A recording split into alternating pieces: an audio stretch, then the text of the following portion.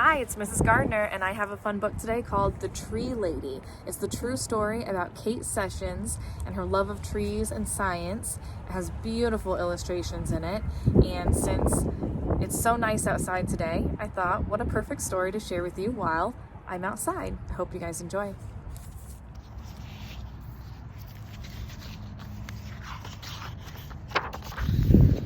The Tree Lady.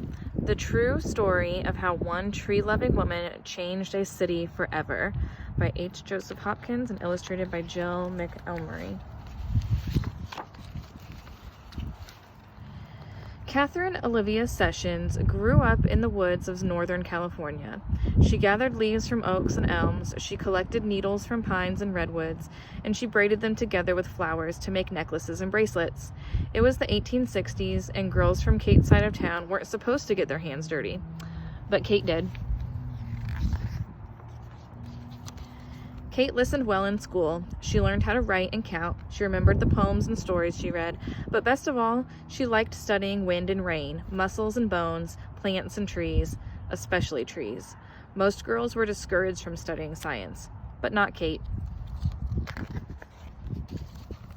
Kate felt the trees were her friends. She loved the way they reached toward the sky and how their branches stretched wide to catch the light. Trees seemed to Kate like giant umbrellas that sheltered her and the animals, birds, and plants that lived in the forest. Not everyone feels at home in the woods, but Kate did. When Kate grew up, she left home to study science at college. She looked at soil and insects through a microscope. She learned how plants made food and how they drank water, and she studied trees from around the world. No woman had ever graduated from the University of California with a degree in science, but in 1881, Kate did. After graduation, Kate took a job in Southern California. When her boat docked in San Diego, she saw that her new home was a desert town. Kate never thought she would live in a place with very few trees, but now she did. Kate began her job as a teacher. She was also the vice principal of the school, so she had to make sure that everyone followed the rules. Kate missed studying science and was not sure she could stay on the job, but for 2 years, she did. From her school, Kate could see City Park in the hills above town. It was called a park, but it didn't look like one. It was where people grazed cattle and dumped garbage. Most San Diegans didn't think trees could ever grow there, but Kate did. With Kate's love for the woods, she thought San Diego needed trees more than anything else. So she left teaching to become a gardener. She knew she must plant trees that could live in dry soil with lots and lots of sunshine. But her friends worried Kate wouldn't find trees like that, but she did. Kate became a tree hunter. She wrote letters to gardeners all over the world and asked them to send her seeds that could grow in a desert. She also traveled south into Mexico to look for trees that liked hot, dry weather and steep hills and canyons. Not everyone knows how to hunt for trees, but Kate did.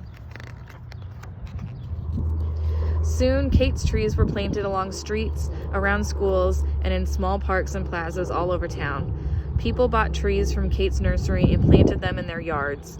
From elms and oaks to eucalyptuses and palms, by the turn of the century, young trees from Kate's nursery were growing in every part of San Diego. Most people didn't think a desert town could sustain so many trees, but Kate did. Then, in 1909, the city leaders announced that a great fair called the Panama California Exposition was coming to San Diego in 1915. The fair would be held in City Park, which was now called Balboa Park. Kate felt Balboa Park still needed more trees, thousands more, to look beautiful and to shade the visitors that came to the fair.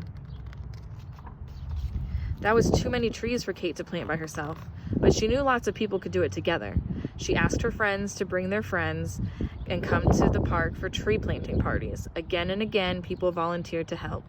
Those volunteers weren't sure they could plant enough trees, but before long, they did. And when the fair opened, San Diego was ready. Millions of trees and plants filled Balboa Park. The fair had so many visitors, it stayed open for 2 years instead of 1. People came from near and far to see the attractions and stroll in the cool shade. The fairgoers couldn't believe San Diego had such magnificent gardens, but thanks to Kate, it did. In the years after the fair, Kate was given many awards for her work, and people took to calling her the mother of Balboa Park. She continued gardening and planting trees until her death in 1940. Back then, few could have imagined that San Diego would become the lush, leafy city it is today. But all along, year after year, Catherine Olivia Sessions did.